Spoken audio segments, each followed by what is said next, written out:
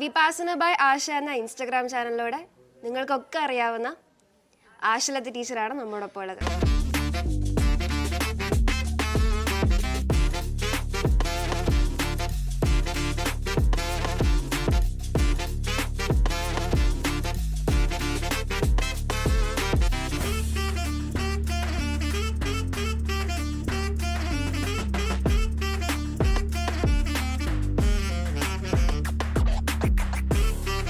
ടീച്ചറിൻ്റെ Instagram channel Vipassana by Ashalatha. ഈ വിപാസന എന്നുള്ള പേര് അതെങ്ങനെയാണ് വന്നത്? വിപാസന പിന്നെ ഒരു മെഡിറ്റേഷനാണ്. അതായത് എല്ലാവർക്കും അറിയുമായിരിക്കും അത്. പക്ഷേ ഞാൻ അതിൻ്റെ വേർഡ് മീനിങ്, അത് പാലിയാണ് ഭാഷ. അപ്പോൾ അതിൻ്റെ word meaning insight, different view, clear view എന്നൊക്കെയുള്ള ആ ഒരു മീനിങ്ങാണ് അതിന് വരുന്നത്. അങ്ങനെയാണ് ഞാനത് സെലക്ട് ചെയ്തത്. ഞാനല്ല, എൻ്റെ ബ്രദറാണ് ആ പേര് ചൂസ് ചെയ്ത് തന്നത് എനിക്ക്. എങ്ങനെയാണ് ഈ കോണ്ടന്റ് ക്രിയേഷനിലേക്ക് എത്തിയത്? ഇങ്ങനെ വീഡിയോസ് അപ്ലോഡ് ചെയ്യാം അങ്ങനെ ഒരു ചിന്തയിലേക്ക് എങ്ങനെ എത്തിയത്? ചിന്തയിൽ എത്താൻ എന്ന് പറഞ്ഞാൽ അങ്ങനെ ഞാനിങ്ങനെ കുറേ കാലമായിട്ട് ആലോചിച്ചിരുന്ന ഒരു കാര്യമായിരുന്നു. കാരണം ഒരുപാട് ആളുകൾ പിന്നെ ഇതിൽ വീഡിയോസ് ഇടുന്നുണ്ട്. പക്ഷെ അതിൽ ഈ വിഷ്വലി ഇമ്പയർഡായിട്ടുള്ള ആളുകളെ ഒന്ന് അടയാളപ്പെടുത്താൻ വേണ്ടിയിട്ട് ആരെയും അങ്ങനെ കണ്ടിട്ടില്ല. പിന്നെ 1-2 പേരുണ്ടായിരുന്നു. പക്ഷെ അവർ അധികവും ഇങ്ങനെ കുക്കിംഗ് എന്നോ അങ്ങനെയൊന്നും ഇല്ലേ ഒരു പിന്നെ രീതിയിലേക്ക് വന്നിട്ടുണ്ടായിരുന്നില്ല. അപ്പോൾ പാചകം ചെയ്യുന്ന പിന്നെ ഇഷ്ടംപോലെ വിഷ്വലി ഇമ്പയർഡായിട്ടുള്ള ആളുകളുണ്ട്. ലേഡീസിൽ എനിക്കറിയുന്ന ഒരുപാട് ആളുണ്ട്, ജെൻസിലും ഉണ്ട്, കുറച്ച് പേരൊക്കെ ഉണ്ട്. അപ്പോൾ അങ്ങനെ ഒരാളും ഇതിൽ കാണുന്നില്ല സോഷ്യൽ മീഡിയയിൽ എവിടെയും.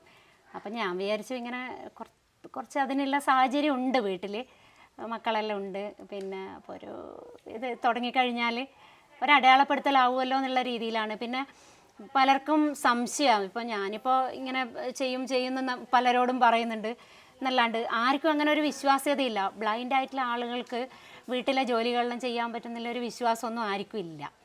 അപ്പോൾ അങ്ങനെയുള്ളവർക്ക് ഒരു അവയർനെസ് ഉണ്ടാക്കി കൊടുക്കുക എന്നുള്ളതും, പിന്നെ അതുപോലെ തന്നെ വിഷ്വലി ഇമ്പയർഡായിട്ടുള്ള ചിലരൊക്കെ ഇങ്ങനത്തെ പരിപാടിക്കേ പോകില്ല പേടിച്ചിട്ട്. കത്തി തൊട്ടാൽ മുറിയും, പിന്നെ അതുപോലെ സ്റ്റൗ തൊട്ടാൽ പൊള്ളും, ആ ഒരു ധാരണയിൽ ആരും ഈ വഴിക്കേ പോവില്ല, പോവാൻ വീട്ടുകാർ സമ്മതിക്കില്ല. അപ്പം അങ്ങനെയുള്ളവർക്കൊരു കോൺഫിഡൻസ് കൊടുക്കുക എന്നുള്ള ഈ ഒരു 2 ലക്ഷ്യമാണ് പ്രധാനമായിട്ടും ഈ ചാനലിന് ഉണ്ടായിരുന്നത്. അങ്ങനെയാണ് ഇത് തുടങ്ങിയത്. അപ്പോൾ തുടങ്ങുന്ന ആ ഒരു ടൈമിൽ ഇങ്ങനെ ഇതേപോലെ റവന്യൂ എടുക്കാൻ പറ്റും, അതേപോലെ ഒരു നല്ലൊരു സോഷ്യൽ മീഡിയ ഒരു ഇൻഫ്ലുവൻസിങ് പോലെ ആകും എന്നൊക്കെ ചിന്തിച്ചിട്ടുണ്ടായിരുന്നോ? അല്ല, എനിക്കങ്ങനെ ഒരു പിന്നെ ചിന്ത ഉണ്ടായിരുന്നില്ല. കാരണം എന്നെ അംഗീകരിക്കുമോ എന്നുള്ള, കാരണം എല്ലാവർക്കും സംശയമല്ലേ ഇത് ബ്ലൈൻഡായിട്ടുള്ള ആളുകൾ ചെയ്യുമോന്നില്ല. അപ്പോൾ ഞാൻ ആദ്യം വിചാരിച്ചത് എന്താ പറഞ്ഞാൽ, ഞാൻ ചെയ്യുന്നതിന് ചിലപ്പോൾ സാധാരണ ഒരു കുക്കിംഗ് ചാനലിന് ഉള്ളതിനേക്കാളും ഫാൾട്ട് ഒരുപാട് കണ്ടുപിടിക്കാൻ പറ്റും ആളുകൾക്കെന്ന് വിചാരിച്ചു. സാധാരണക്കാരെ പോലെ ആയിരിക്കില്ലല്ലോ ഞാൻ എന്തായാലും ചെയ്യുന്നുള്ളത്. അപ്പോൾ ആളുകൾക്ക് അത് അംഗീകരിക്കാൻ ഒരു മടിയോ എന്നുള്ളതൊരു പിന്നെ ഒരു സംശയം ഉണ്ടായിരുന്നു എനിക്കത്. പക്ഷേ ആളുകൾ സാധാരണ ഒരു കുക്കിംഗ് ചെയ്യുന്ന ഒരാൾ, കുക്കിങ്ങാണ് ഞാൻ മെയിനായിട്ട് പറയുന്നത്, ബാക്കി പിന്നെ അങ്ങനെ പ്രശ്നമില്ലല്ലോ. പ്രധാനമായിട്ട് ഇങ്ങനെ ഈ പാചകം ജോലികളും അല്ലേ എല്ലാവർക്കും സംശയമുള്ളത്. അതുകൊണ്ടാണ് ഞാൻ അതിനെ ഇങ്ങനെ എടുത്ത് പറയുന്നത്. അപ്പോൾ എന്നെ എല്ലാവരും സാധാരണ ഇപ്പോൾ എൻ്റെ കമൻ്റെല്ലാം നോക്കുമ്പോൾ ഞാനിങ്ങനെ പലതവണ ചിന്തിച്ചിട്ടുണ്ട്. സാധാരണ മറ്റുള്ളവരുടെ, ഞാൻ ഈ ചാനൽ തുടങ്ങുന്ന സമയത്ത് ശരിക്കും പറഞ്ഞാൽ ബാക്കിയുള്ള പിന്നെ ചാനലൊന്നും അങ്ങനെ നോക്കിയിട്ടുണ്ടായിരുന്നില്ല കേട്ടോ. കമൻറ്റ് നോക്കൂല ഞാൻ. അതിന് യൂട്യൂബ് വീഡിയോ എന്ന് പറഞ്ഞാൽ വളരെ റെയറായിട്ട് മാത്രമേ കണ്ടിട്ടുള്ളൂ. കമൻ്റൊന്നും നോക്കാറേ ഇല്ല, അതിലൊന്നുമില്ലേ. പക്ഷേ ഇപ്പം ഞാൻ ഇടയ്ക്കെല്ലാം അങ്ങനെ നോക്കും, മറ്റുള്ളവരുടെ ചാനലിൽ കയറിയിട്ട് അവരുടെ കമൻറ്റ്, അവർക്ക് വന്നിട്ടുള്ള കമൻറ്റൊക്കെ നോക്കുമ്പോൾ ശരിക്കും പറഞ്ഞാൽ കുറേയൊക്കെ അവർക്കൊക്കെ വരുന്ന രീതിയിലുള്ള അതേ കമൻറ്റ് തന്നെയാണ് എനിക്ക് കിട്ടുന്നുള്ളത്. അപ്പോൾ ഞാൻ വിചാരിക്കുന്നത്, അപ്പോൾ ഞാൻ ഇൻക്ലൂസീവായി അതിൽ. സോഷ്യൽ മീഡിയയിൽ ഒരു ബ്ലൈൻഡ് ആണെങ്കിൽ ഞാൻ ഇൻക്ലൂസീവാണ് അതിൽ. അപ്പോൾ പിന്നെ അതുപോലെ റവന്യൂ എന്ന് പറഞ്ഞാൽ റവന്യൂ കിട്ടുന്നുള്ള അങ്ങനത്തെ ഇത് എനിക്ക് അങ്ങനത്തെ ഒരു ഉണ്ടായിരുന്നേ ഇല്ല. പിന്നെ ഇപ്പോഴും ഞാൻ ഷോർട്ട് വീഡിയോ മാത്രമാണ് ചെയ്യുന്നുള്ളത്. അങ്ങനെ വലിയ റവന്യൂ ഒന്നും ഇല്ല യൂട്യൂബിലൊന്നും. പിന്നെ പ്രൊമോഷൻ അങ്ങനെയൊന്നും ഞാൻ ചെയ്യുന്നൊന്നുമില്ല. അപ്പോൾ പിന്നെ ഷോർട്ട് വീഡിയോ മാത്രമാണ്, മറ്റേ വലിയ വീഡിയോയിലേക്ക് അങ്ങനെ പോയിട്ടില്ല ഞാൻ ഇതുവരെ. ആദ്യമൊക്കെ ഇട്ടിട്ടുണ്ടായിരുന്നു, പക്ഷേ പിന്നീട് ഇപ്പോൾ ഒരു 2-3 വർഷമായി ഷോർട്ട് വീഡിയോ മാത്രമാണ് ചെയ്യുന്നുള്ളത്. ഇത് തുടങ്ങിയ സമയത്ത് ആളുകളുടെ റെസ്പോൺസ് ഒക്കെ എങ്ങനെയായിരുന്നു? റെസ്പോൺസ് ആദ്യം പിന്നെ ഞാൻ വലിയ വീഡിയോ ആണ് ഇട്ടിട്ടുണ്ടായിരുന്നത്. അപ്പോൾ അതധികം ഒരുപാട് ആളുകളിലേക്കൊന്നും എത്തിയിട്ടില്ല. ഞാനധികം ഈ ഞങ്ങളെ വിഷ്വലി ഇമ്പയർഡായിട്ടുള്ള ആളുകളുടെ ഗ്രൂപ്പിലേക്കെല്ലാം കുറേ ഷെയർ ചെയ്യും. അങ്ങനെയൊക്കെ കുറച്ച് റീച്ച് കിട്ടും. പിന്നെ ഇൻ്റർവ്യൂ, ബുക്ക് റിവ്യൂ, പിന്നെ അതുപോലെ ഡോക്യുമെൻ്ററി, അങ്ങനെയൊക്കെയാണ് ആദ്യം. ഇടയ്ക്ക് കുക്കിംഗ്, അങ്ങനെയൊക്കെയാണ് ചെയ്തിട്ടുണ്ടായിരുന്നത്. അപ്പോൾ പിന്നെ അങ്ങനെ കുറേ ആളുകളിലേക്കൊന്നും എത്തിയില്ല. പിന്നെ ഈ ഷോർട്ട് വീഡിയോ ആക്കി ഇടാൻ തുടങ്ങിയതിന് ശേഷമാണ് കൂടുതൽ ആളുകളിലേക്ക് എത്തിയിട്ടുണ്ടായിരുന്നത്. അപ്പോൾ ആദ്യം സ്വാഭാവികമായിട്ടും അപ്പോൾ ഞാൻ വിചാരിച്ചതിൻ്റെ നേരെ ഓപ്പോസിറ്റ് ആയിട്ടുള്ള റെസ്പോൺസാണ് അതിൽ വന്നിട്ടുണ്ടായിരുന്നത്. ഞാൻ പറഞ്ഞില്ലേ, ആദ്യം ഞാൻ വിചാരിച്ചു ഞാൻ ചെയ്യുന്നതിന് ഒരുപാട് ഫാൾട്ട് കണ്ടുപിടിക്കുന്നു. അപ്പോൾ പലർക്കും സംശയം ഇത് ഞാൻ കളവ് പറഞ്ഞിട്ട് ഞാൻ ടീച്ചറാണെന്നോ അങ്ങനെയൊന്നും ആർക്കും അറിയുന്നില്ലല്ലോ, എന്നെ അറിയാത്തവരല്ലേ കൂടുതലും ഇത് കാണുന്നത്. അപ്പോൾ അവരാദ്യം പറഞ്ഞ ഈ കാഴ്ചയുണ്ട് കളവ് പറഞ്ഞിട്ട് ചെയ്യുന്നതെന്നുള്ളതാണ് ആദ്യം. അപ്പം ഞാൻ പക്ഷേ ആദ്യമൊക്കെ ഞാനത് എൻജോയ് ചെയ്തു കേട്ടോ. കാരണം ഞാൻ പ്രതീക്ഷിക്കുന്ന അങ്ങനെയല്ലല്ലോ. അപ്പോൾ എന്നെ ഒരു സാധാരണ ഒരാളെ പോലെ തന്നെ ഞാൻ ചെയ്യുന്ന കാര്യങ്ങൾ അവർക്ക് ഫീൽ ചെയ്യുന്നതെന്ന് പറയുമ്പോൾ ആദ്യം എൻജോയ് ചെയ്തു. പക്ഷേ പിന്നെ ആകുമ്പോൾ ഞാൻ വിചാരിച്ചു ഞാനിതിൽ ലക്ഷ്യമിട്ടിരുന്നതിന് നേരെ ഓപ്പോസിറ്റ് ആവുമല്ലോ അത്. ഞാനിപ്പോൾ കണ്ടിട്ട് ചെയ്യുന്നതെന്ന് പറയുമ്പോൾ കാഴ്ചയില്ലാത്തവർക്ക് ചെയ്യാൻ പറ്റൂല എന്നുള്ള അതേ ധാരണയല്ലേ വീണ്ടും വരുന്നത്. അപ്പോൾ അതുകൊണ്ട് പിന്നെ ഞാനത് കൗണ്ടർ ചെയ്ത് കുറച്ച് അങ്ങനെ പറയുകയൊക്കെ ചെയ്യും ആളുകളോട്. അങ്ങനെയല്ല, ഞാൻ ബ്ലൈൻഡ് ആണെന്നുള്ള രീതിയിൽ തന്നെ ഞാൻ പറയും. എനിക്കൊന്നും അതിന് മുമ്പ് ഞാൻ ഈ ബ്ലൈൻഡ് ഒന്നും ഞാൻ ആരോടും അങ്ങനെ പറയുന്നുണ്ടായിരുന്നില്ല. പക്ഷേ ഈ ചാനൽ തുടങ്ങിയതിന് ശേഷം ഇടയ്ക്കിടയ്ക്ക് അത് കാഴ്ചയെ കുറിച്ചിട്ടുമൊക്കെ ഒരുപാട് പറയേണ്ടി വരുന്നുണ്ട്. ടീച്ചറിന്റെ ഒരു ഫോട്ടോയില് ഷെഫ് പിള്ളയുടെ കൂടെ ഉള്ളൊരു ഫോട്ടോ ഞാൻ കണ്ടായിരുന്നു. അതെങ്ങനെയായിരുന്നു ആ മീറ്റപ്പ്? അത് സി കേരള ഉണ്ടല്ലോ, അതിൽ ഷെഫ് പിള്ളേൻ്റെ ഒരു കുക്കിംഗ് പ്രോഗ്രാമിൻ്റെ കൂടെ അവർ ഇൻവൈറ്റ് ചെയ്തതാണ് എന്നെ. അങ്ങനെ പോയതാണ്. എങ്ങനെ ഉണ്ടായിരുന്നു എക്സ്പീരിയൻസ്? അത് എന്താന്ന് പറഞ്ഞാൽ അത് ശരിക്കും ഞാൻ വിചാരിച്ചു ഞാനാണ് കുക്ക് ചെയ്യേണ്ടതെന്നാണ് വിചാരിച്ചത്.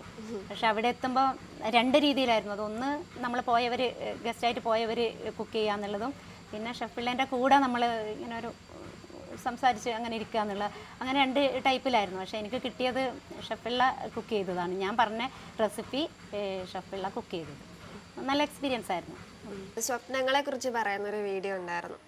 അത് ഓഡിയോ രണ്ട് വീഡിയോ ഉണ്ട്. അതെ, ഒന്ന് മറ്റേ ബത്തക്ക മുറിക്കുന്നതിനെ കുറിച്ചുള്ള ഒരു വീഡിയോ, നല്ലൊരു വീഡിയോ ആണ്.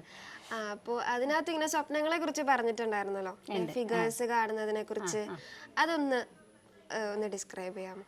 സാധാരണ സ്വപ്നം എന്ന് പറയുമ്പോൾ കാഴ്ചയുള്ളവർ വിചാരിക്കുന്നതെന്ന് പറഞ്ഞാൽ ഈ സ്വപ്നം നമ്മൾ കാണുക എന്നുള്ള ടേം ഉപയോഗിക്കുന്നതുകൊണ്ടാണ് തോന്നുന്നത്. എല്ലാവരും അത് കാഴ്ചയുമായിട്ട് ബന്ധപ്പെടുത്തിയിട്ടാണ് പറയുന്നത്. പക്ഷേ നമ്മളെ ബ്രെയിനിൽ നിന്ന് വരുന്നതല്ലേ, നമ്മളെ ചിന്തകൾ തന്നെയല്ലേ, നമ്മൾ തീരുമാനിക്കുന്നതാണ് നമ്മളെ സ്വപ്നം. അപ്പോൾ അത് ഞാൻ എങ്ങനെയാണോ ഫീൽ ചെയ്തിട്ടുള്ളത് ആ രീതിയിൽ എനിക്കത് പ്രസൻറ്റ് ചെയ്ത് തരും. ഇപ്പം നിങ്ങൾ കാണുന്നത് കളർഫുള്ളായിട്ട് കാണുന്ന കാര്യങ്ങൾ ഞാൻ ചിലപ്പോൾ അതിനെ അനുഭവിക്കുന്നത് തൊട്ടിട്ടായിരിക്കാം, അതിൻ്റെ സ്മെല്ലായിരിക്കാം, അല്ലെങ്കിൽ ഓഡിയോ രൂപത്തിലായിരിക്കാം. അപ്പം ആ രൂപത്തിലാണ് ഞാനതിനെ കാണുന്നത്. ഇപ്പോൾ മാങ്ങ എന്ന് പറയുമ്പോൾ എനിക്ക് മാങ്ങേൻ്റെ രൂപം എന്ന് പറഞ്ഞാൽ എൻ്റെ കയ്യിൽ അത് പിടിച്ചാൽ പലതരം മാങ്ങ പലതരം ഷേപ്പിലുണ്ട്. ഞാനത് സ്വപ്നം കാണുന്നുണ്ടെങ്കിൽ അത് ആ രൂപത്തിലാണ്. പക്ഷേ കളറിന് അവിടെ ഇമ്പോർട്ടൻസ് ഇല്ല, പക്ഷേ ഷേപ്പ് എനിക്കറിയാം. അപ്പോൾ അതൊരു പക്ഷേ അത് ടച്ചിങ് രൂപത്തിലായിരിക്കാം എനിക്കത് ഫീൽ ചെയ്യുന്നത്, സ്മെല്ലിൻ്റെ രൂപത്തിലായിരിക്കാം, ആ രീതിയിലാണ്. ഇപ്പോൾ ഒരാളെന്ന് പറയുമ്പോൾ പിന്നെ എനിക്ക് പിന്നെ എൻ്റെ മുമ്പിൽ വരുന്നത് പറഞ്ഞാൽ അവരെ ശബ്ദമാണ് അത് കറക്റ്റായിട്ട്, പക്ഷേ ഫിഗർ ഇല്ലയെന്ന് ഞാൻ ഫീൽ ചെയ്യുന്നില്ല. അതിപ്പോൾ നിങ്ങൾക്കത് എങ്ങനെ ഉൾക്കൊള്ളാനാവുമെന്ന് എനിക്കറിയുന്നുമില്ല, അതാണ്. പക്ഷേ മുമ്പ് കാഴ്ച ഉള്ളവരാണെങ്കിൽ അവർക്ക് സ്വപ്നത്തിൽ കളർ ഉണ്ടാവും എന്നാണ് പറയുന്നത്. അവരാ കണ്ട് ശീലമുള്ളത് അതാ മനസ്സിലുണ്ടാവുമല്ലോ. അങ്ങനെ തന്നെ. എങ്ങനെയാണ് ആദ്യമായിട്ട്, അതായത് ഇപ്പോൾ ടീച്ചർ കാണുന്ന സ്വപ്നങ്ങളും അതേപോലെ മറ്റുള്ളവർ കാണുന്ന സ്വപ്നങ്ങളും തമ്മിൽ കുറച്ച് വ്യത്യാസം ഉണ്ടെന്ന് എപ്പോഴാണ് മനസ്സിലാക്കാൻ തുടങ്ങി? വ്യത്യാസം ഈ പലതും ഉണ്ടല്ലോ. ഇപ്പോൾ എനിക്ക് തോന്നി കാഴ്ചയുള്ളവർ പലപ്പോഴും ചിന്തിക്കുന്നത് പിന്നെ ഇവരെപ്പോഴും ഇതിനെക്കുറിച്ചിട്ട് ചിന്തിച്ചുകൊണ്ടിരിക്കുന്നതായിരിക്കും. പക്ഷെ ഞാൻ പലപ്പോഴും പലരും ചോദിക്കുമ്പോഴാണ് അതിനെക്കുറിച്ചിട്ട് ചിന്തിക്കുന്നത്. ഇപ്പോൾ മക്കളെ കണ്ടിട്ടില്ലല്ലോ എന്ന് പറയുമ്പോഴാണ് ഞാൻ ശരിക്കും മക്കളെ കണ്ടിട്ടില്ല എന്നുള്ളത് ആലോചിക്കുന്നത്. പക്ഷെ നേരെ മറിച്ച് എനിക്ക് മുമ്പ് കാഴ്ച ഉണ്ടെങ്കിലും ഞാനത് ചിന്തിക്കൂല. എനിക്ക് കാഴ്ച ഉണ്ടായിരുന്നു, അപ്പോൾ അയ്യോ എനിക്ക് എൻ്റെ മക്കളെ മുഖം കാണാൻ പറ്റിയിട്ടുണ്ടോ, പക്ഷെ ഞാൻ അവരെ ബാക്കി രീതിയിലാണ് ഫീൽ ചെയ്യുന്നുള്ളത്. പക്ഷെ എനിക്ക് കാഴ്ച ഇല്ലാതെയാണെന്നുള്ളത് ഞാനത് ചിന്തിക്കുന്നില്ല. അപ്പോൾ അതുപോലെ തന്നെയാണ് ഈ സ്വപ്നവും. എന്നോട് ഇങ്ങോട്ട് ചോദിക്കുമ്പോഴാണ് ഞാൻ അതിനെക്കുറിച്ച് ചിന്തിക്കുന്നത്. സാധാരണക്കാരോ അവർ കളറ് ഒക്കെ ഫിഗർ എല്ലാം വെച്ചിട്ടല്ലേ അവർ കാണുന്നത്. നിങ്ങൾ സാധാരണ കാണും പോലെ തന്നെ സ്വപ്നവും അനുഭവിക്കുന്നുണ്ട്. അപ്പം ഞങ്ങൾ സാധാരണ അനുഭവിക്കും പോലെ തന്നെ സ്വപ്നം അനുഭവിക്കുന്നത്. അപ്പോൾ അതിൽ ഇന്ന ഡിഫറൻസ് ഉണ്ടെന്ന് ഈ ആളുകൾ ചോദിക്കുമ്പോഴാണ് പലതും നമ്മൾ ചിന്തിക്കുന്നത് അതിനെക്കുറിച്ച്. ഈ ഡ്രസ്സ് ഇടുമ്പോഴേ ഡ്രസ്സിൻ്റെ കൂടെയുള്ള ഓർണമെൻറ്റ്സ്, കമ്മല്, മാല, അതെല്ലാം നല്ല മാച്ചിങ് ആയിട്ടുള്ള പീസുകൾ ഇടുന്നത് കണ്ടിട്ടുണ്ട്. ഇതെങ്ങനെ അതായത് ഇപ്പോൾ ഞാനൊരു വീഡിയോയിൽ കണ്ടായിരുന്നു, ടീച്ചറിൻ്റെ അമ്മ ഒരു ആർട്ടിസ്റ്റ് ആണല്ലോ.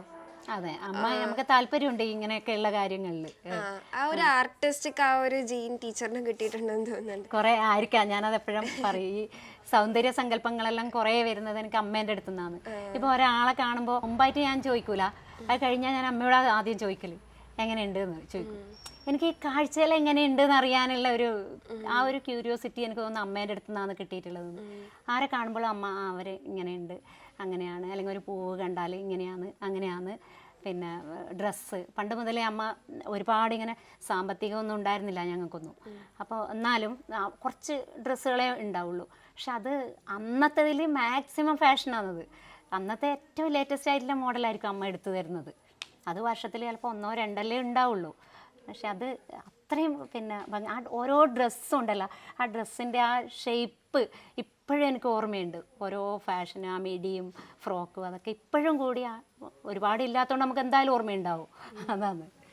അപ്പം അതിൻ്റെ കുറേയെല്ലാം ഇത് അമ്മക്കാണ്. പിന്നെ നമ്മളിത് ഞാനിപ്പോൾ മാച്ച് ഡ്രസ്സ് ഇടണം, അല്ല മാച്ച് ഓർണമെൻറ്റ്സ് ഇടണം എന്ന് വിചാരിച്ചു കഴിഞ്ഞാൽ നമുക്ക് എപ്പോഴും മറ്റുള്ളവരെ ഡിപ്പെൻഡ് ചെയ്തിട്ട് ചെയ്യാൻ പറ്റില്ല. സ്ഥിരം ഞാൻ എല്ലാ ദിവസവും വീട്ടിൽ നിന്ന് പോകുന്ന ആളല്ലേ. അപ്പോൾ നമ്മളതിനനുസരിച്ചിട്ട് തൊട്ടിട്ട് ഓരോ ഞാൻ വീഡിയോ ചെയ്തിട്ടുണ്ട് അതിനെക്കുറിച്ചിട്ട്. അപ്പോൾ എങ്ങനെയാണ് ഇപ്പോൾ ഈ കമ്മൽ, ഇതുപോലെ ഷേപ്പിലെ കമ്മൽ എനിക്ക് വേറെ ഇല്ല. ഇപ്പോൾ റെഡ് എന്ന് പറയുമ്പോൾ ഇതിങ്ങനെ ഈ ഒരു സ്റ്റാർ ടൈപ്പില്ല. പക്ഷെ ഒരേ ഷേപ്പാണെങ്കിൽ ചിലപ്പോൾ ഞാനത് 2 സ്ഥലത്തായിട്ട് വെക്കും. പക്ഷേ ഇപ്പോൾ ഫുള്ള് വാരി വലിച്ചിട്ടിട്ടുണ്ട് കേട്ടോ. ഇപ്പോൾ ഒരു ടൂറെല്ലാം കഴിഞ്ഞ് വന്നതിന് ശേഷം എല്ലാം എടുത്ത് ഒന്നിച്ചിട്ടിട്ടുണ്ട്. പക്ഷേ അത് ഇതുപോലെ സെപ്പറേറ്റ് ആക്കിയിട്ട് പിന്നെ ചിലത് റബ്ബർ ബാൻഡ് ഇട്ട് വെക്കും. അങ്ങനെ ഒരേ ഷേപ്പാണ്, വേറെ വേറെ കളറാണെങ്കിൽ അതിനെന്തെങ്കിലും ഇതുപോലെ അടയാളപ്പെടുത്തും തിരിച്ചറിയാൻ വേണ്ടിയിട്ട്. ടീച്ചറിൻ്റെ ഹസ്ബൻഡ് നിങ്ങൾ രണ്ടുപേരും വരുന്ന വീഡിയോസിലെല്ലാം ഒരേ കളറ് ഡ്രസ്സായിരിക്കും ഇടുന്നത്. ഞാനല്ല അതിൻ്റെ ആള്, മൂപ്പരാന്ന്. എനിക്ക് ഇഷ്ടമില്ല ഏതെങ്കിലും ഡ്രസ്സ് ഇടും, ഞാൻ ഇന്നത് ഇടുന്നു അങ്ങനെ പറയും. അപ്പം മൂപ്പരടുത്ത് ഉണ്ടെങ്കിൽ പക്ഷേ നിന്നോട് മുട്ടാൻ പറ്റൂല എന്ന് ഉണ്ണേട്ടൻ പറയുന്നത്. എനിക്ക് കുറേ കാലമായിട്ടുള്ള പിന്നെ സാരിയൊന്നും അങ്ങനെ വേഗം ചീത്തയാവില്ല. ഒരുപാട് വർഷത്തെ സാരിയെല്ലാം ടീച്ചിങ് ഫീൽഡല്ലേ, ഞാൻ ചുരിദാർ അങ്ങനെ അപൂർവമായിട്ടാണ് ഉപയോഗിക്കുന്നത് സ്കൂളിൽ. അതുകൊണ്ട് സാരി അങ്ങനെ ചുരിദാർ ചീത്തയാവും പോലെ ആവില്ലല്ലോ. പഴയ സാരി ഒരുപാടുണ്ട്. അപ്പോൾ മൂപ്പർക്ക് അത്രയൊന്നും കളറില്ല, ഷർട്ടൊന്നും ഇല്ല. അപ്പോൾ നിന്നോട് മുട്ടാനൊന്നും ആവില്ല എന്ന് പറയും. പക്ഷേ ഉള്ളത് കൊണ്ട് ചിലപ്പോൾ ഓണം പോലെ എന്ന് പറഞ്ഞിട്ട് അങ്ങനെ ചെയ്യുന്നതാണ്. ഇപ്പം അടുത്തൊരു ട്രിപ്പ് പോയായിരുന്നല്ലേ, എവിടേക്കാ പോയത്? ഞങ്ങൾ ആഗ്ര, ജയ്പൂർ, പിന്നെ ഡൽഹി. എങ്ങനെ ഉണ്ടായിരുന്നു ട്രിപ്പ്? നല്ലതായിരുന്നു. ഞാൻ യാത്ര ഇഷ്ടപ്പെടുന്ന ആളാണ്. പിന്നെ യാത്രക്ക് വേണ്ടുന്ന ക്ഷമയും മനസ്സും ഒക്കെ എനിക്ക് ഉണ്ട്. അപ്പോൾ യാത്ര അനുഭവിക്കുന്നത് എങ്ങനെയെന്നുള്ളത് പലരും ഇങ്ങനെ കാഴ്ചയില്ല എന്ന് പറയുമ്പോൾ പിന്നെ അങ്ങനെ എൻ്റെ ഫ്രണ്ട്സിനോടും ഒക്കെ അവരെല്ലാം അധികം യാത്ര എന്ന് പറയുമ്പോൾ അതിൽ നിന്ന് അവോയ്ഡ് ചെയ്യുന്ന ഒരുപാട് ആളുകളുണ്ട്. ഇപ്പോൾ പിന്നെ വീട്ടിൽ നിന്ന് ഇങ്ങനെ യാത്ര എന്ന് പറയുമ്പോൾ അത് ബ്ലൈൻഡിന് ബാധകമല്ല, യാത്ര കാഴ്ചയുമായിട്ട് മാത്രം ബന്ധപ്പെടുത്തിയിട്ടാണ് പലപ്പോഴും ആളുകൾ കാണുന്നത്. പക്ഷേ ഞാനുണ്ടല്ലോ, ഞാനൊരു യാത്ര എങ്ങനെ എൻജോയ് ചെയ്യുന്നത് ഞാൻ പറഞ്ഞില്ല, എൻ്റെ അടുത്ത് വാക്കുകളില്ല അത് ഞാൻ എങ്ങനെ എൻജോയ് ചെയ്യുന്നു എന്ന് പറയാൻ വേണ്ടിയിട്ട്. അത്രയും ഇഷ്ടമാണ് എനിക്ക്. പിന്നെ എങ്ങനെയെന്ന് പറഞ്ഞാൽ നമ്മളെ കൂടെ വരുന്നവർ, ഇപ്പം എൻ്റെ ഫ്രണ്ട്സാണെങ്കിൽ അവരെല്ലാം പിന്നെ എനിക്ക് തോന്നുന്നു എൻ്റെ വീട്ടിലുള്ളവരെക്കാളും കൂടുതൽ ഞാൻ എൻജോയ് ചെയ്യുന്നത് ചിലപ്പോൾ അവരെ കൂടെയുള്ള ട്രിപ്പായിരിക്കും. അപ്പോൾ അവർക്ക് ഞാൻ ആദ്യമൊക്കെ അങ്ങനെ വിചാരിച്ചിട്ടുണ്ട്, ഇവരെ കൂടെ ഞാൻ പോയി കഴിഞ്ഞാൽ അവരെ എൻജോയ്മെൻറ്റ് ഞാൻ ഇല്ലാതാക്കുമോ. കാരണം എന്നെ എപ്പോഴും കൈപിടിച്ച് പോകണം. ഞങ്ങളധികം പോകുന്നതെല്ലാം അധികം ഈ ഹിൽ സ്റ്റേഷനിലായിരിക്കും. ഒരുപാട് ബുദ്ധിമുട്ടുള്ള വഴികളാണ് ഞങ്ങൾ സ്കൂളിൽ നിന്നൊക്കെ പോകുന്നത്. പക്ഷേ അത് ആദ്യമെല്ലാം എനിക്കങ്ങനെ തോന്നിയിട്ടുണ്ടെങ്കിലും അവരെ കൂടെ യാത്ര ചെയ്യുമ്പോൾ പിന്നെ ഞാൻ അങ്ങനെ എൻ്റെ ഇപ്പോൾ ഉണ്ണിയേട്ടൻ്റെ എല്ലാം കൂടെ പോകുന്ന അതുപോലെ എനിക്ക് തോന്നാറില്ല. കാരണം അത്രയും അവരെന്നെ മാക്സിമം എത്ര അതിൽ ഇൻക്ലൂഡ് ചെയ്യിക്കാൻ പറ്റുമോ അത്രയും അവർ ചെയ്യും, എന്നെ സപ്പോർട്ട് ചെയ്യും. ഒരാളല്ല, എല്ലാവരും. ഒരാൾക്ക് മാത്രം അങ്ങനെ ഒരു ലേബിലിറ്റി വരുന്ന രീതിയിലും അല്ല, എല്ലാവരും പറഞ്ഞു തരും, എല്ലാവരും കൈപിടിക്കും. ഓരോ റൈഡിൽ കയറ്റാം, അല്ലെങ്കിൽ എവിടെ വേണമെങ്കിൽ പോകാനും റോപ്പ് വേ അങ്ങനെയൊക്കെ. ഇപ്പോൾ ഇതിനിടെ മറ്റേ കാഴ്ചയുള്ളവർ വരുന്നില്ല, അവർക്ക് പേടിച്ചിട്ട് കുറേ ആൾക്കാർ വന്നിട്ടില്ല. അപ്പോൾ പോകുന്നവർ കുറച്ചാൾ എന്നെ സപ്പോർട്ട് ചെയ്ത് നമുക്ക് പോവാം, ഒന്നും ബുദ്ധിമുട്ടൊന്നുമില്ല, ഒന്നും പേടിക്കാനില്ല പറഞ്ഞാൽ അവർ കൊണ്ടുപോയിട്ട് കയറ്റി ഞാൻ അങ്ങനെ പോയി. അങ്ങനെയൊക്കെയാണ്. അപ്പോൾ യാത്ര എൻജോയ് ചെയ്യാൻ അതിന് വേണ്ടത് നമുക്കൊരു മനസ്സാണ്. പലപ്പോഴും ആളുകൾ എന്തെന്ന് ആ യാത്ര എന്തെന്ന് അവിടെ എന്തെന്നുള്ളത് അല്ലെങ്കിൽ എന്തായാലും, പക്ഷെ നമുക്ക് എന്തെങ്കിലും എല്ലാം കിട്ടും. യാത്രയിൽ പ്രതിസന്ധി ഉണ്ടാവും ഇഷ്ടം പോലെ. പക്ഷേ പിന്നെ നമുക്ക് ഒരു യാത്ര എന്ന് പറയുമ്പോൾ അതൊരു എക്സ്പീരിയൻസാണ്. നമ്മൾ കഴിക്കുന്ന ഭക്ഷണം, നമ്മളെ കൂടെ യാത്ര ചെയ്യുന്ന ആളുകൾ, അല്ലേ, ഓരോ കാഴ്ചകൾ ഇങ്ങനെ പറഞ്ഞു തരുന്നത് എല്ലാം പിന്നെ ഈ യാത്രേൻ്റെ ഭാഗമായിട്ടില്ല. അവിടെ കിട്ടുന്ന നമുക്ക് നെഗറ്റീവായിട്ടുള്ള എക്സ്പീരിയൻസ് പോലും നമ്മളെ ജീവിതത്തിൽ ചിലപ്പോൾ പല പാഠങ്ങളും നൽകുന്നുണ്ടാവും. അങ്ങനെ അതാണ് ഞാൻ ഇപ്പോൾ കുറേ കാര്യങ്ങളിലാണ് നമുക്ക് തൊട്ട് നോക്കാൻ പറ്റും. ഞാനിപ്പോൾ ഇവിടുന്ന് അറിഞ്ഞ പല കാര്യങ്ങളും എനിക്ക് ഹിസ്റ്ററി പണ്ടൊന്നും ഇഷ്ടമായിരുന്നില്ല, പക്ഷേ ഇപ്പോൾ ഈ അടുത്ത കാലത്തെല്ലാം വലിയ താല്പര്യമുള്ള കാര്യമാണ്. അപ്പോൾ അതൊക്കെ ഇങ്ങനെ തൊട്ട് നോക്കുമ്പോൾ അല്ല ഓരോ ചരിത്ര സ്മാരകങ്ങൾ ഇങ്ങനെ തൊട്ട് നോക്കുമ്പോൾ എനിക്കിങ്ങനെ ശരിക്കും നല്ല ഒരു ഞാൻ വിചാരിക്കും അന്നത്തെ ആളുകൾ പോയ വഴികളല്ലേ ഞാൻ നിൽക്കുന്നത്, അവരിവിടെയെല്ലാം തൊട്ടിട്ടുണ്ടാവൂലേ, അങ്ങനെ ആ ഒരു ചിന്ത. പിന്നെ അവരനുഭവിച്ച കാര്യങ്ങൾ, അവർ ഇപ്പോൾ അവരെ ഒരുപാട് നമ്മൾ സുഖഭോഗങ്ങൾ എന്ന് പറയുന്നു, പക്ഷെ എന്നാലും ഞാൻ വിചാരിക്കും, ചിലപ്പോൾ ഞാൻ വിചാരിക്കും നമ്മളുടെ ഒന്നും ഒരു സന്തോഷമോ അല്ലെങ്കിൽ സമാധാനമോ അവർക്ക് കിട്ടിയിട്ടുണ്ടാവുമോ പലപ്പോഴും ആ ചരിത്രമെല്ലാം പഠിച്ചു കഴിയുമ്പോൾ. അങ്ങനെയൊക്കെയുള്ള ഒരു ഇതിലെല്ലാം നമുക്ക് സഞ്ചരിക്കാൻ വേണ്ടിയിട്ട് പറ്റും. പിന്നെ അതുപോലെ മോഡേൺ കാര്യങ്ങളാണെങ്കിലും എനിക്ക് ഇഷ്ടമാണ്. ഞാനെല്ലാം ഇപ്പോൾ പിന്നെ നമ്മളെ വണ്ടർലയിലൊക്കെ ഞാൻ പോയിട്ട് എല്ലാ റൈഡിലും എല്ലാം കയറിയിട്ടും എല്ലാം ഉണ്ട്, ഏകദേശം പറ്റുന്നതിലൊക്കെ പോയിട്ടുണ്ട്. അപ്പോൾ അങ്ങനെയാണ്. പിന്നെ മറ്റൊരു ഇതെന്ന് പറഞ്ഞാൽ ഇപ്പോൾ ഈ ഹിസ്റ്റോറിക്കൽ എവിഡൻസ് എല്ലാം ഒരുപാട് നമുക്കിങ്ങനെ പ്രദർശനത്തിനെല്ലാം വെച്ചിട്ടുണ്ടാവുമല്ലോ. അപ്പോൾ അതിലെനിക്കൊരു കുറച്ചൊരു സങ്കടം തോന്നിയൊരു കാര്യം എന്ന് പറഞ്ഞാൽ ബ്ലൈൻഡ് ആയിട്ടുള്ള ആളുകൾക്ക് ഇത് എല്ലാം ഒന്നും നമുക്കിപ്പോൾ തൊട്ട് നോക്കിയിട്ട് പിന്നെ അങ്ങനെ മനസ്സിലാക്കാനല്ല, ചിലപ്പോൾ ആ സാധനമെല്ലാം ചീത്തയായി പോകും എല്ലാവരും പോയി തൊട്ട് കഴിഞ്ഞാലല്ലോ. ചിലതെല്ലാം ഇങ്ങനെ പൊടിയായ സാധനങ്ങളും എല്ലാം ഉണ്ടെന്നാണ് പറയുന്നത്. പക്ഷേ നമുക്ക് തൊട്ട് നോക്കാൻ പറ്റിയ സാധനങ്ങളുണ്ടാവും ആ കൂട്ടത്തിൽ. അത് വിഷ്വലി ഇമ്പയർഡ് ആയിട്ടുള്ള ആളുകൾക്ക് അങ്ങനെ ഒരു അവസരം നമ്മളെ പിന്നെ ഗവൺമെൻറ് ഉണ്ടാക്കി കൊടുക്കണമായിരുന്നു എന്നുള്ളൊരു ആഗ്രഹമുണ്ട് എനിക്ക്. അത്യാഗ്രഹമല്ല, അത് ആഗ്രഹം. പോയതിൽ ഇഷ്ടപ്പെട്ട സ്ഥലം ഏതാ? അല്ല, എല്ലാ സ്ഥലത്തിനും അതിൻ്റേതായിട്ടില്ല. ഞാനിപ്പോൾ ഹംപിയിൽ പോയിട്ടുണ്ട് മുമ്പ്. ഹംപി ഇപ്പോൾ സാധാരണ കാഴ്ചയുള്ളവരെല്ലാം പോയിട്ട് ഒരുപാട് ആളുകൾ പറഞ്ഞത് എന്തെന്ന് അവിടെയുള്ള കുറേ പൊട്ടിപ്പൊളിഞ്ഞ ഇതെല്ലാം. പക്ഷേ അതിൻ്റെ ഹിസ്റ്ററി അറിഞ്ഞിട്ട് പോയാൽ മാത്രമേ നമുക്ക് ഹംപിയിൽ പോയാൽ അത് പിന്നെ എൻജോയ് ചെയ്യാൻ പറ്റുള്ളൂ അല്ലേ. ഹംപി ഒരു വേറൊരു അനുഭവമാണ്. ഇപ്പോൾ ഞാൻ ഇപ്പോൾ ജയ്പൂർ, ആഗ്ര, എനിക്ക് റെഡ് ഫോർട്ട് ഇഷ്ടമായിരുന്നു.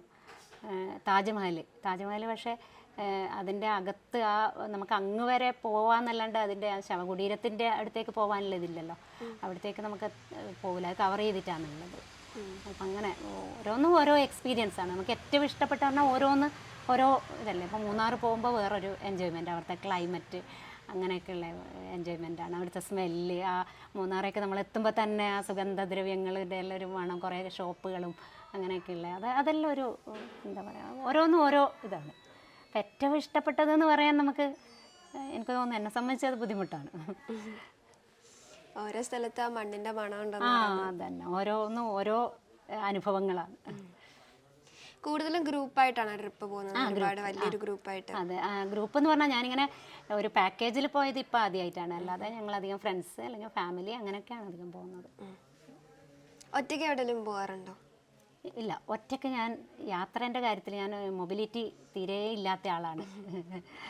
അപ്പം പിന്നെ അതുമല്ല, അത് തോന്നുന്നു എനിക്ക് സപ്പോർട്ട് ചെയ്യാൻ ആളുകളുണ്ട്. അപ്പോൾ ഇവരൊറ്റയ്ക്ക് യാത്ര ചെയ്യാൻ വിടുന്നില്ല. കെയിനെടുത്തിപ്പോൾ അത്യാവശ്യം നമുക്ക് ചെറിയ സ്ഥലങ്ങളിലെല്ലാം പോവാം. ഞാൻ പോവാൻ ഇപ്പോൾ റെഡിയാണ്, പക്ഷേ ഇവർ സമ്മതിക്കുന്നില്ല ആരും. മക്കളാണെങ്കിലും ഹസ്ബൻഡാണെങ്കിലും അല്ലെങ്കിൽ അമ്മയോ അച്ഛൻ, അവർക്കൊന്നും ഞാൻ ഒറ്റയ്ക്ക് യാത്ര പോകുന്നതിനോട് വലിയൊരു താല്പര്യമില്ല. ആദ്യം ചെയ്ത ട്രിപ്പ് ഏതാ? അത് എനിക്കങ്ങനെ ഓർമ്മയില്ല കേട്ടോ. കാരണം എൻ്റെ അച്ഛനും അമ്മയെന്ന് പറഞ്ഞാൽ അവർ ഈ കുഞ്ഞു ട്രിപ്പ് പണ്ട് മുതലേ വലിയ, ഞാൻ മുമ്പ് പറഞ്ഞല്ലോ ഒരുപാട് സാമ്പത്തികം ഇല്ലെങ്കിലും എൻ്റെ അച്ഛൻ എന്ന് പറഞ്ഞാൽ അങ്ങനെ ഒരു ആറ്റിറ്റ്യൂഡാണ് ഉള്ളത് കൊണ്ട് നമ്മൾ മാക്സിമം എൻജോയ് ചെയ്യുക എന്നുള്ളത്. അപ്പോൾ ഈ ചെറുപ്പത്തിലെല്ലാം ചിലപ്പോൾ അച്ഛൻ 1, 2, 3 സിനിമയെല്ലാം പോയ ദിവസമുണ്ട് ചെറിയ കുട്ടിയാവുമ്പോൾ. അപ്പോൾ അതെന്ന് പറഞ്ഞാൽ അന്നത്തെ ദിവസം പോയി ഞങ്ങളിവിടെ കാഞ്ഞങ്ങാടേക്ക് പോകുന്നതാണ്. ചിലപ്പോൾ മാവുങ്കാല്, കാഞ്ഞങ്ങാട് അടുത്തടുത്തുള്ള ടാക്കീസിൽ മാറി പോകും. പക്ഷെ ആ പോകുമ്പോൾ അന്ന് പുറത്തുനിന്നുള്ള ഭക്ഷണവും അങ്ങനെയൊക്കെയുള്ള ആ കുഞ്ഞ് പിന്നെ അതുപോലെ ബേക്കൽ കോട്ട പോകുന്നത് അങ്ങനെയെല്ലാം, അത് അച്ഛൻ്റെ അമ്മേൻ്റെ എല്ലാം കൂടെ ഞങ്ങൾ ഫാമിലി ആയിട്ട് പോകുന്നത് ചെറിയ കുട്ടിയാവുമ്പോൾ അങ്ങനെയൊക്കെയുള്ള. പിന്നെ വലിയ ട്രിപ്പിൽ എനിക്ക് അങ്ങനെ എൻ്റെ ഒരു ഓർമ്മയിൽ വരുന്നത് അച്ഛൻ്റെ സ്കൂളിൽ നിന്ന് അവരെല്ലാം ടൂർ പോകുമ്പോൾ ഞാൻ 7ാം ക്ലാസ്സിൽ നിന്ന് മൈസൂർ ബാംഗ്ലൂർ പോകുമ്പോൾ എന്നെ കൂട്ടിയിട്ടുണ്ടായിരുന്നു. അപ്പോൾ ശരിക്കും പറഞ്ഞാൽ ഒരു കുറച്ച് വലിയ ട്രിപ്പിൽ എനിക്ക് ഓർമ്മയിൽ വരുന്നത് അതാണ്.